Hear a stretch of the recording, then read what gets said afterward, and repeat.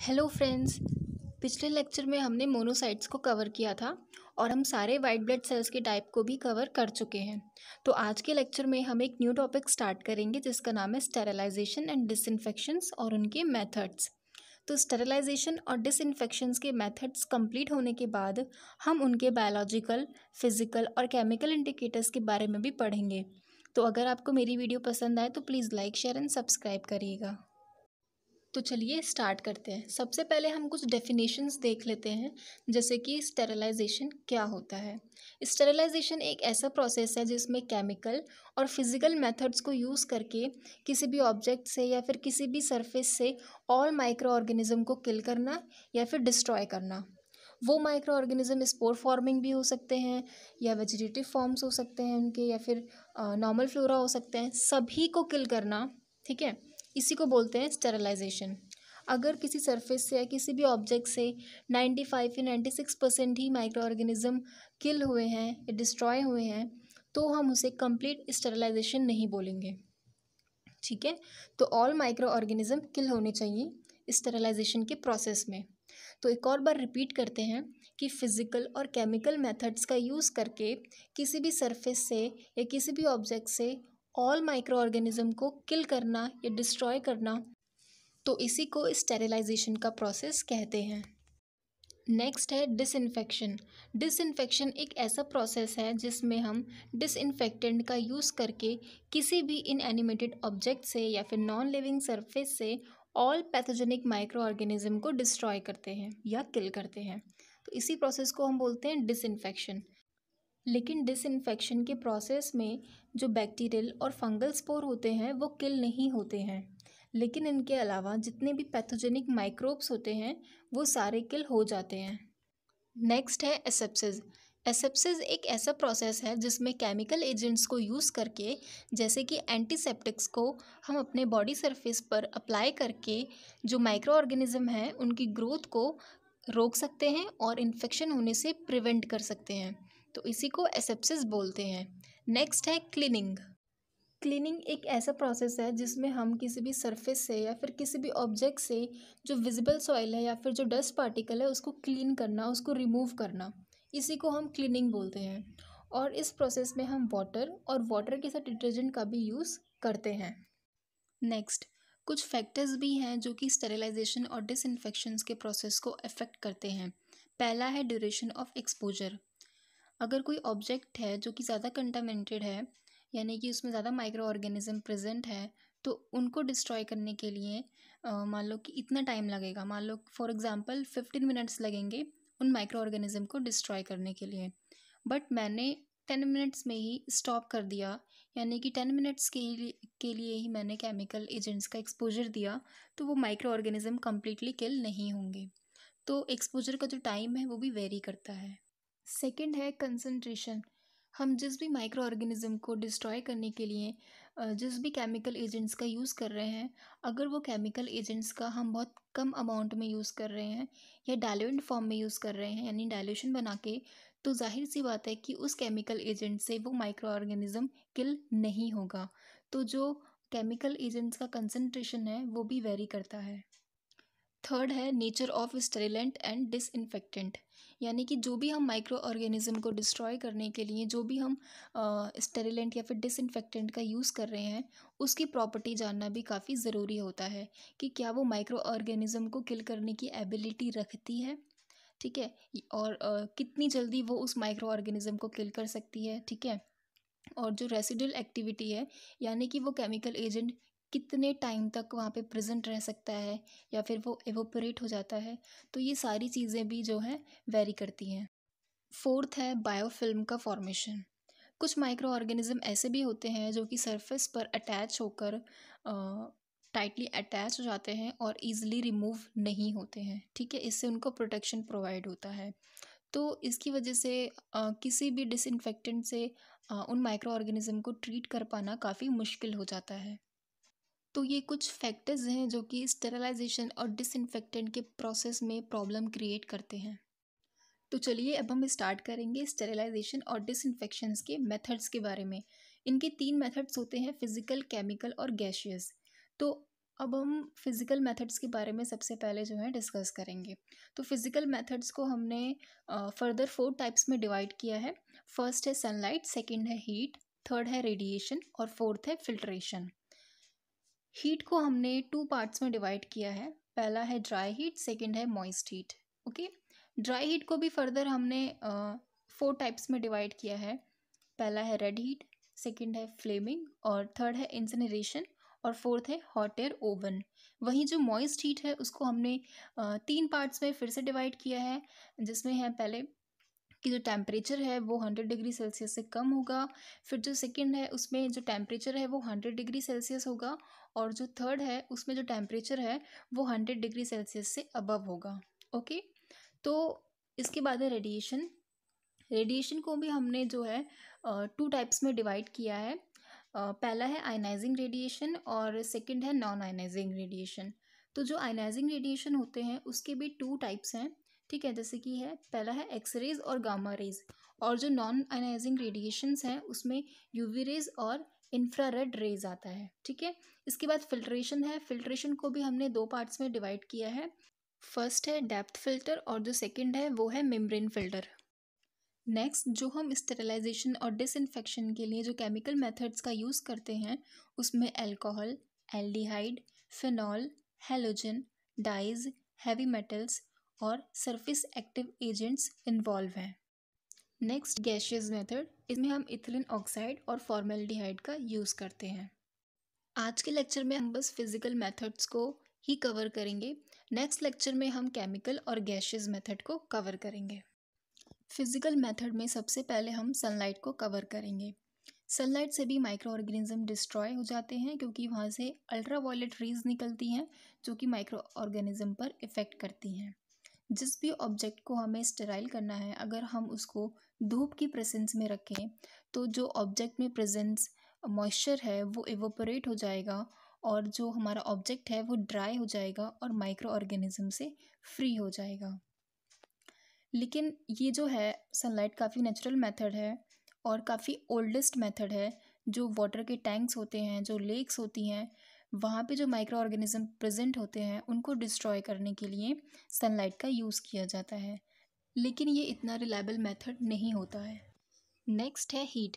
Sterilisation की process में most commonly heat जो है वो यूज़ किया जाता है। हीट जो है यहाँ पे 2 तरीके के हैं, ड्राई हीट और मॉइस्ट हीट। ड्राई हीट से जो हीट प्रोड्यूस हो रही है वो एकदम ड्राई फॉर्म में होती है, यानी कि उसमें कोई वाटर प्रेजेंट नहीं होता। वहीं मॉइस्ट हीट से जो हीट प्रोड्यूस होती है उसमें वाटर प्रेजेंट होता है और स्टीम प्रोड्यूस होती है जो कि माइक्रो ऑर्गेनिज्म को डिस्ट्रॉय कर देती है। ड्राई हीट का जो मोड ऑफ एक्शन होता है वो ये है कि वो माइक्रो ऑर्गेनिज्म के प्रोटीन को और डीएनए को डैमेज कर देती है और माइक्रो ऑर्गेनिज्म के सेल को ऑक्सीडाइज कर देती है, जिस वजह से जो माइक्रो ऑर्गेनिज्म है वो डिस्ट्रॉय हो जाता है। वहीं जो मॉइस्ट हीट का जो मोड ऑफ एक्शन है वो ये है कि वो माइक्रो ऑर्गेनिज्म के प्रोटीन को डैमेज कर देती है और कोआगुलेट कर देती है, जिसकी वजह से माइक्रो ऑर्गेनिज्म की डेथ हो जाती है। सबसे पहले हम ड्राई हीट को कवर कर लेते हैं, ठीक है। ड्राई हीट को भी फर्दर 4 टाइप्स में क्लासिफाई किया है। फर्स्ट है रेड हीट, सेकंड है फ्लेमिंग, थर्ड है इंसिनरेशन एंड फोर्थ है हॉट एयर ओवन। तो सबसे पहले हम रेड हीट को देख लेते हैं। रेड हीट जो है वो ड्राई हीट स्टेरिलाइजेशन का ही टाइप होता है और ये मोस्ट कॉमनली यूज़ किया जाता है। इसमें क्या है कि जो भी इंस्ट्रूमेंट है जैसे कि वायर्स हो गया, लूप्स, फॉरसेप्स, इनको बंसन फ्लेम पर तब तक होल्ड करके रखना है जब तक कि उसका जो टॉप वाला पार्ट है वो रेड हॉट ना हो जाए। आपने माइक्रोबायोलॉजी में देखा ही होगा कि जो हम लूप यूज़ करते हैं कल्चर वगैरह लगाने के लिए, तो उसको हमें स्ट्राइल भी करना पड़ता है। तो उसको स्ट्राइल करने के लिए उस लूप को हम क्या करते हैं कि बंसन फ्लेम पर तब तक रखते हैं जब तक कि वो रेड हॉट ना हो जाए, ठीक है। तो इससे क्या होता है, जितने भी माइक्रो ऑर्गेनिज्म होते हैं वो सारे डिस्ट्रॉय हो जाते हैं। नेक्स्ट है फ्लेमिंग। फ्लेमिंग भी जो है वो ड्राई हीट स्टेरिलाइजेशन का ही टाइप होता है। जैसे glass lights, scalpers, culture tubes और जो कॉनिकल फ्लास्क होती हैं उनको हम बंसन फ्लेम पे पास कराते हैं। मतलब होल्ड करके नहीं रखना, उसको पास कराना है। आपने देखा होगा कि माइक्रोबायोलॉजी में जब हम मीडिया प्रिपरेशन करते हैं या फिर पोरिंग करते हैं तो हम अपने आसपास जो है नंबर ऑफ फ्लेम्स लगा लेते हैं, ठीक है, जिससे जो बाहर का कंटामिनेशन है वो अंदर ना आ सके। और जो ग्लास लाइट्स होती हैं उस पे हम सैंपल लेके जो है हीट फिक्स करते हैं बंसन फ्लेम पे। तो इससे भी कुछ हद तक जो है माइक्रोब्स जो है वो किल हो जाते हैं, लेकिन ये इतना रिलायबल मेथड नहीं होता। रेड हॉट जितना ये इफेक्टिव भी नहीं होता है। नेक्स्ट है इंसिनरेशन। इसमें ऑब्जेक्ट को तब तक हीट प्रोवाइड कराया जाता है जब तक वो ऑब्जेक्ट ऐश में कन्वर्ट ना हो जाए। इससे ऑल माइक्रो ऑर्गेनिज्म जो है वो किल हो जाते हैं, लेकिन इस मेथड का बहुत कम ही यूज़ किया जाता है, क्योंकि ये मेथड सिर्फ उन्हीं ऑब्जेक्ट के लिए एप्लीकेबल होता है जिसका यूज़ हम ऐश में कन्वर्ट होने के बाद कर सके। अदरवाइज़ वो ऑब्जेक्ट ही डिस्ट्रॉय हो जाएगा। इसके अलावा अदर इन्फेक्टिव मटेरियल जैसे कि एनिमल कार्केसेस, पैथोलॉजिकल मटेरियल को इस मेथड से डील किया जाता है। नेक्स्ट है हमारा hot air oven. Hot air oven भी ड्राई हीट स्टरलाइजेशन का ही टाइप होता है और ये मोस्ट कॉमनली जो है यूज़ किया जाता है। इसको फर्स्ट टाइम लुईस पास्चर ने जो है इंट्रोड्यूस किया था। अगर हम हॉट एयर ओवन की बात करें, उसके पार्ट्स की बात करें, तो ये स्टेनलेस स्टील का बना हुआ होता है और इसमें डबल वॉल चैम्बर होता है और उस डबल वॉल के बीच में ग्लास फाइबर फील्ड होता है, जिसकी वजह से जो बाहर की कूलिंग है वो अंदर नहीं आ पाती हॉट एयर ओवन के, और जो अंदर की हीटिंग है वो बाहर नहीं जा पाती है। ठीक है। इसके अलावा जो है इसमें फ़ैन भी रहता है जो कि हॉट एयर को पूरे ओवन में जो है पूरे चैम्बर में डिस्ट्रीब्यूट करता है। और इसमें एल्युमिनियम की शेल्व्स होती हैं जिसमें हम ऑब्जेक्ट को रख सकते हैं जो भी हमें स्टाइल करना है। और इसमें थर्मोमीटर भी होता है, थर्मोस्टेट भी होता है, जिससे हम टेम्परेचर को है सेट कर सकते हैं। और जो हॉट एयर ओवन होता है वो इलेक्ट्रिकली हीटेड होता है, यानी कि इसमें हीट जो है प्रोड्यूस करने के लिए इलेक्ट्रिसिटी की ज़रूरत होती है। अगर हम हॉट एयर ओवन के प्रिंसिपल की बात करें, तो हॉट एयर ओवन जो है वो कंडक्शन प्रिंसिपल पे वर्क करता है।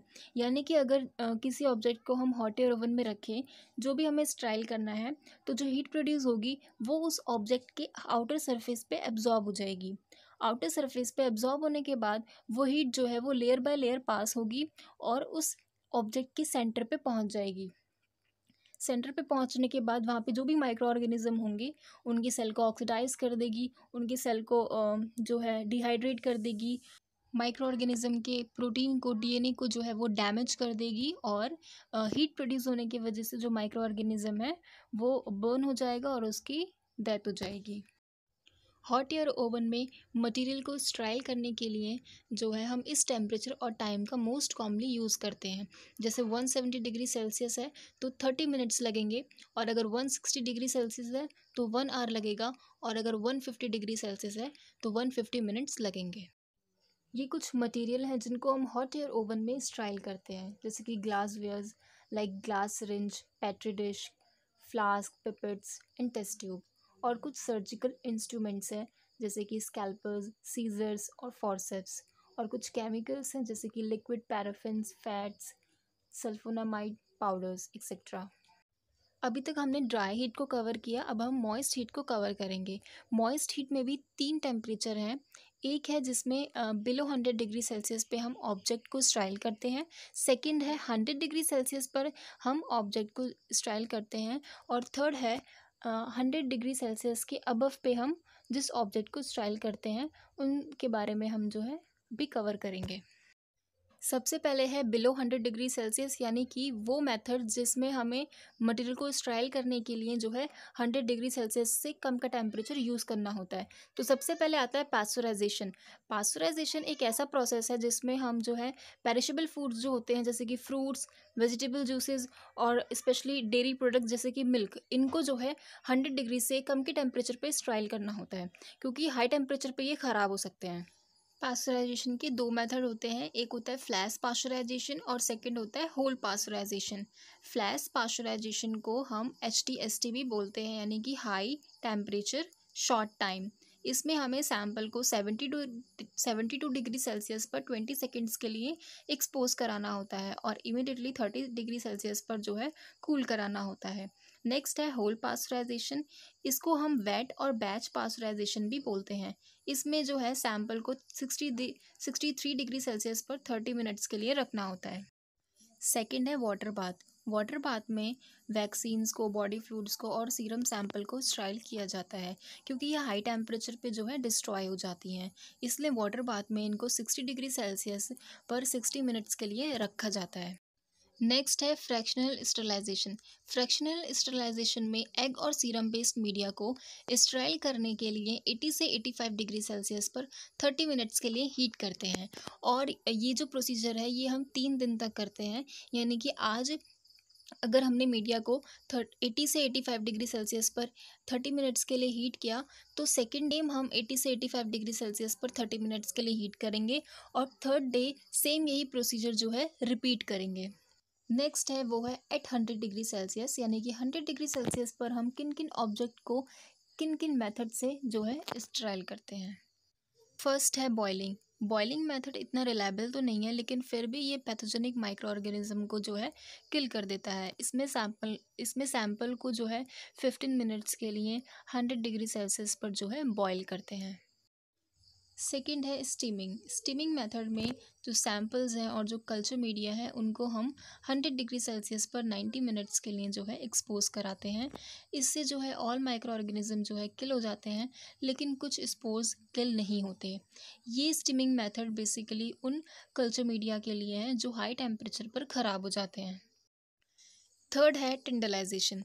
टिंडलाइजेशन में हम सैंपल को और मीडिया को जो है 100 डिग्री सेल्सियस पर 20 मिनट्स के लिए जो है स्टीम करते हैं। और ये जो प्रोसेस है ये 3 दिन तक हम ये कैरिड आउट करते हैं। यानी कि फर्स्ट डे जो है हमने मीडिया को 100 डिग्री सेल्सियस पर 20 मिनट्स के लिए जो है स्टीम दिया। इसके बाद second day same 100 degree Celsius पर 20 मिनट्स के लिए हम स्टीम देंगे। और थर्ड डे जो है हम सेम यही प्रोसेस जो है रिपीट करेंगे। मेनली जो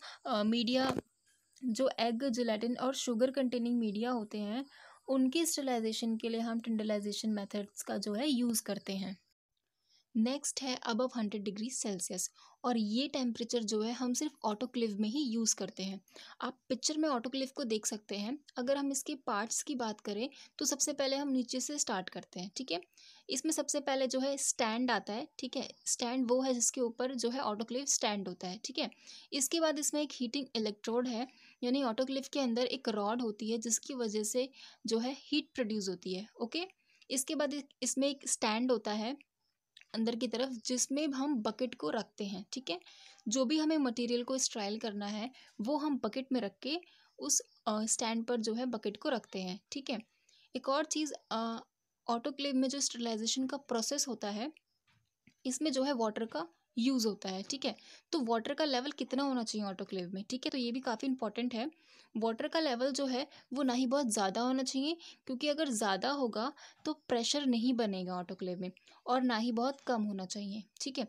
तो ऑटोक्लेव में जो वाटर का लेवल है वो इतना होना चाहिए कि जो रॉड है ऑटोक्लेव के अंदर वो जो है एकदम कवर हो जाए, और जो बकेट है उसकी सरफेस से वो जो वाटर का लेवल है वो टच होना चाहिए। इतना वाटर का लेवल जो है ऑटोक्लेव में होना चाहिए। इसके अलावा ऑटोक्लेव में 2 जैकेट होती है, एक इनर जैकेट और एक आउटर जैकेट। जो इनर जैकेट होती है वो ऑटोक्लेव के अंदर के कांटेक्ट में होती है, यानी कि वाटर के कांटेक्ट में होती है। और जो आउटर जैकेट होती है वो ऑटोक्लेव के बाहर के कांटेक्ट में होती है। इसके अलावा ऑटोक्लेव में कुछ नट्स भी होते हैं, कुछ स्क्रू जो जैसे जो ऑटोक्लेव है ऑटोक्लेव को कवर किया जाता है उसको टाइट करके, ताकि जो प्रेशर है वो बाहर रिलीज़ ना हो। ऑटोक्लेव में प्रेशर गॉज भी होता है, जो ऑटोक्लेव के अंदर का जो प्रेशर है वही प्रेशर गॉज जो है वो बताता है। और फिर इसमें एक रिलीज़ वाल्व भी होता है, जो मतलब कि जब स्टरलाइजेशन के प्रोसेस जो है वो ख़त्म हो जाता है तो अंदर का जो प्रेशर होता है उसको रिलीज़ करने के लिए हम रिलीज़ वाल्व का जो है यूज़ करते हैं। इसके अलावा इसमें एक सेफ्टी वाल्व भी होता है जो कि काफ़ी इम्पॉर्टेंट होता है। सेफ्टी वाल्व जो है ये एक थिन रबर का बना हुआ होता है। ये कब यूज़ में आता है, इन केस जब कभी ऑटोक्लेव के अंदर जो प्रेशर है वो काफ़ी ज़्यादा हो जाता है और वो विसल्स के थ्रू नहीं निकल पाता, ठीक है। तो उस टाइम पे जो ऑटोक्लेव के अंदर का जो प्रेशर है वो काफ़ी ज़्यादा हो जाता है, और इस समय फिर ऑटोक्लेव का जो है फटने का जो चांसेस है वो काफ़ी ज़्यादा हो जाएगा। तो इसको प्रिवेंट करने के लिए जो सेफ्टी वाल्व है, ये जो है ये फट जाती है, ठीक है। इनकी जो वॉल्व है ये फट जाती हैं और प्रेशर जो है वो बाहर निकल जाता है। तो इस तरीके से जो सेफ्टी वॉल्व है ये ऑटोक्लेव को फटने से बचाती है। अगर हम ऑटोक्लेव के प्रिंसिपल की बात करें तो ऑटोक्लेव के अंदर जब हम वाटर को फिल करते हैं और जिस भी मटेरियल को हमें स्टेराइल करना है उसको हम बकेट में रख के ऑटोक्लेव में रखेंगे। ठीक है। तो जब वाटर जो है 100 डिग्री सेल्सियस पर जब बॉयल होगा तो एक स्टीम प्रोड्यूस होगी। ठीक है। अब वो वेपर जो प्रोड्यूस हो रहा है स्टीम, वो ऑटोक्लेव के बाहर नहीं निकल पाएगी क्योंकि ऑटोक्लेव जो है वो क्लोज्ड है। ठीक है। तो इससे एक प्रेशर जनरेट होगा। तो जब धीरे धीरे प्रेशर जो है बढ़ेगा तो साथ ही साथ टेम्परेचर भी जो है ऑटोक्लेव के अंदर का वो बढ़ना शुरू हो जाएगा और वो टेम्परेचर बढ़ के 121 डिग्री सेल्सियस तक पहुंच जाएगा। ठीक है। अब जो स्टीम का प्रेशर है वो काफ़ी हाई है तो वो रिटर्न होके ऑटोक्लेव में रखे उस ऑब्जेक्ट पर पेनिट्रेट करेगा। ठीक है। उसमें जो भी माइक्रो ऑर्गेनिज्म प्रेजेंट है उस ऑब्जेक्ट में, उस माइक्रो ऑर्गेनिज्म में वो पेनिट्रेट करेगा स्टीम, जो स्टीम है, और उसकी जो प्रोटीन है उसको डैमेज कर देगा और उसके प्रोटीन को कोआगुलेट कर देगा, जिसकी वजह से जो माइक्रो ऑर्गेनिज्म है वो अपने प्रोटीन का यूज़ नहीं कर पाएगा और उसकी डेथ हो जाएगी। तो इस तरीके से जो भी हमारा मटेरियल है वो ऑटोक्लेव में स्टेराइल हो जाएगा। और जो मॉइस्ट हीट स्टरलाइजेशन होता है वो काफ़ी रिलायबल होता है as compare to dry heat sterilization, क्योंकि मॉइस्ट हीट स्टरलाइजेशन में जो वेपर प्रोड्यूस होते हैं उनकी जो पेनिट्रेशन की पावर होती है वो काफ़ी ज़्यादा होती है as compare to dry heat sterilization. और मॉइस्ट हीट स्टरलाइजेशन को हम जो है स्टीम स्टरलाइज़र भी बोलते हैं। ऑटोक्लेव में मेनली हम बायोहजार्डियस वेस्ट, कल्चर मीडियाज और सर्जिकल इंस्ट्रूमेंट और जो ग्लास वेयर्स हैं इनको जो है हम ऑटोक्लेव में स्टेराइल करते हैं। नेक्स्ट है रेडिएशन। रेडिएशन दो तरीके के होते हैं, आयनाइजिंग रेडिएशन और नॉन आयनाइजिंग रेडिएशन। सबसे पहले हम आयनाइजिंग रेडिएशन पढ़ेंगे। आयनाइजिंग रेडिएशन में गामा रेज और एक्स रेज आते हैं। चलिए पढ़ते हैं इनके मोड ऑफ एक्शन। इनकी जो वेवलेंथ होती है वो काफ़ी शॉर्ट होती है और इनकी एनर्जी काफ़ी हाई होती है, जिसकी वजह से इनकी जो पेनिट्रेशन की पावर होती है वो काफ़ी ज़्यादा होती है। और ये बैक्टीरियल के जो एंडोस्पोर है और उनका जो वेजिटेटिव सेल है उनको ये डिस्ट्रॉय करते हैं और जो भी माइक्रोब्स हैं उनके डीएनए को ये डैमेज कर देते हैं, जिसकी वजह से उनके जो डीएनए हैं उनके शेप में, उनके स्ट्रक्चर में काफ़ी चेंजेस आ जाता है। ठीक है। एक तरीके से ये म्यूटेशन कॉज करते हैं जिसकी वजह से वो जो माइक्रो ऑर्गेनिज्म है उसकी डेथ हो जाती है। और जो आयनाइजिंग रेडिएशन होते हैं ये माइक्रोब्स को बिना टेम्परेचर को इंक्रीज किए उनको किल करते हैं, इसीलिए इनको कोल्ड स्टरलाइजेशन भी बोलते हैं। नेक्स्ट है non ionising radiation. Non ionising radiation में यूवी रेज और इंफ्रारेड रेज आती हैं। इनके अगर हम मोड ऑफ एक्शन की बात करें तो इनकी जो वेवलेंथ होती है वो काफ़ी लॉन्गर होती है, जिसकी वजह से इनकी एनर्जी काफ़ी लो होती है और इसी की वजह से इनकी जो पेनिट्रेशन की पावर है वो भी काफ़ी लो होती है और इसीलिए ये सिर्फ किसी भी ऑब्जेक्ट के सरफेस को ही स्ट्राइल कर सकते हैं। नॉन आयनाइजिंग रेडिएशन जो होते हैं ये बैक्टीरिया का जो नाइट्रोजनस वेस्ट है उसकी फॉर्मेशन को ये स्टॉप कर देते हैं, जिसकी वजह से जो उनका डीएनए है वो रेप्लिकेट नहीं हो पाता और उनमें जो है म्यूटेशन कॉज हो जाती है। और नॉन आयनाइजिंग रेडिएशन का यूज़ हम ऑपरेशन थिएटर्स और लैमिनार एयर फ्लो में करते हैं। नेक्स्ट है फिल्ट्रेशन मेथड। फिल्ट्रेशन मेथड काफ़ी यूनिक मेथड होता है अदर मेथड से, क्योंकि फिल्ट्रेशन के मेथड्स में जो है हम माइक्रोब्स को डिस्ट्रॉय करने की बजाय उसको रिमूव कर देते हैं। ठीक है। और फिल्ट्रेशन मेथड हम सिर्फ उन्हीं सैम्पल्स के लिए यूज़ कर सकते हैं जो कि हीट सेंसिटिव होते हैं। ठीक है। जैसे कि सीरम सैम्पल्स, वैक्सीन्स, एंटीबायोटिक्स, ये सारे बायोलॉजिकल सैम्पल्स जो होते हैं ये हीट सेंसिटिव होते हैं, इसीलिए हम इनको प्योरीफाई करने के लिए जो है फिल्ट्रेशन मेथड का यूज़ करते हैं। इसके अलावा फिल्ट्रेशन मेथड में हम जो है एयर का प्योरीफिकेशन भी कर सकते हैं। तो फिल्ट्रेशन की भी दो मेथड है, एक है डेप्थ फिल्टर और सेकेंड है मेम्ब्रेन फिल्टर। तो सबसे पहले हम डेप्थ फिल्टर को कवर करते हैं। डेप्थ फिल्टर में भी एक पोरस मीडियम होता है जिसके अंदर जो पार्टिकल है वो रह जाता है और नीचे से जो है स्टेराइल सैंपल पास हो जाता है। ठीक है। डेप्थ फिल्टर को हम तब यूज़ करते हैं जब कभी बहुत ज़्यादा सैंपल का लोड होता है, बहुत ज़्यादा कंटामिनेशन होता है उसमें, तब हम डेप्थ फिल्टर का यूज़ करते हैं। अगर हम मतलब डेप्थ फिल्टर के अलावा अगर हम किसी और फिल्टर का यूज़ करेंगे तो वो जो फ़िल्टर है जैसे कि मेम्ब्रेन फ़िल्टर का अगर हम यूज़ करेंगे तो वो ब्लॉक हो जाएगा। ठीक है। ज़्यादा कंटामिनेशन होने की वजह से। तो जब ज़्यादा लोड होता है कभी भी सैंपल का, ठीक है, तो हम जो है डेप्थ फिल्टर ही यूज़ करते हैं। डेप्थ फ़िल्टर का जो है हम इंडस्ट्रियल स्केल पर यूज़ करते हैं, जैसे कि फूड बेवरेज और केमिकल्स को फ़िल्टर करने के लिए हम डेप्थ फ़िल्टर का यूज़ करते हैं। इसके अलावा जो डेप्थ फ़िल्टर होता है ये बैक्टीरियोलॉजिकल फ़िल्टर नहीं होता, यानी कि डेप्थ फ़िल्टर से हम जो है बैक्टीरिया को रिमूव नहीं कर सकते। हाँ, अगर सैंपल में कंटामिनेशन ज़्यादा है, बहुत क्लाउडीनेस है, टर्बिडिटी है, तो उसको रिमूव करने के लिए जो है हम डेप्थ फ़िल्टर का यूज़ करते हैं। अदरवाइज़ ये बैक्टीरियोलॉजिकल फ़िल्टर नहीं होता। नेक्स्ट फ़िल्टर है मेम्ब्रेन फ़िल्टर। मेम्ब्रेन फ़िल्टर जो है ये बैक्टीरियोलॉजिकल फ़िल्टर होता है, यानी कि इस मेम्ब्रेन फ़िल्टर से हम बैक्टीरिया को रिमूव करते हैं। ठीक है, इसका जो पोर साइज़ होता है वो 0.22 माइक्रोमीटर होता है, यानी कि इसका जो पोर साइज़ है वो बैक्टीरिया से भी छोटा होता है, जिसकी वजह से जो बैक्टीरिया होते हैं ये मेम्ब्रेन फ़िल्टर के सरफेस पर ही रह जाते हैं और नीचे से जो है हमारा स्टेराइल सैंपल पास हो जाता है। इसके अलावा जो है हम फ़िल्ट्रेशन मेथड का जो यूज़ है वो हम एयर की प्यूरिफिकेशन के लिए भी करते हैं। मेनली जो माइक्रोबायोलॉजी में जो लैमिनार एयर फ्लो होता है उसमें हैपा फ़िल्टर हम यूज़ करते हैं, high efficiency particulate air filters. इसमें क्या है कि इसका जो पोर साइज़ होता है वो 0.3 माइक्रोन का होता है, यानी कि 0.3 माइक्रोन के या फिर उससे जो बड़े पार्टिकल्स हैं वो इस हैपा फ़िल्टर से पास आउट नहीं हो पाते और जो है हमें फ्रेश एयर सप्लाई होती है। ठीक है, इसकी जो एफिशिएंसी होती है वो 99.97% होती है। फॉर एग्जाम्पल अगर हम हैपा फिल्टर पर जो है एयर पास करा रहे हैं जिसमें 10,000 डस्ट पार्टिकल जो है प्रेजेंट है, तो उसमें से 9,997 पार्टिकल्स जो हैं वो रिमूव हो जाएंगे और सिर्फ 3 पार्टिकल्स ही हैं जो हैपा फिल्टर से पास आउट हो पाएंगे, क्योंकि उनका जो साइज़ है वो 0.3 माइक्रोन से कम है। ठीक है, तो इस तरीके से ये जो है हैपा फिल्टर वो एयर को प्यूरिफाई करके फ्रेश एयर जो है सप्लाई करता है। तो ये था स्टरलाइजेशन और उनके फिजिकल मेथड्स के बारे में। तो नेक्स्ट वीडियो में जो है हम केमिकल मेथड्स को कवर करेंगे। Thank you.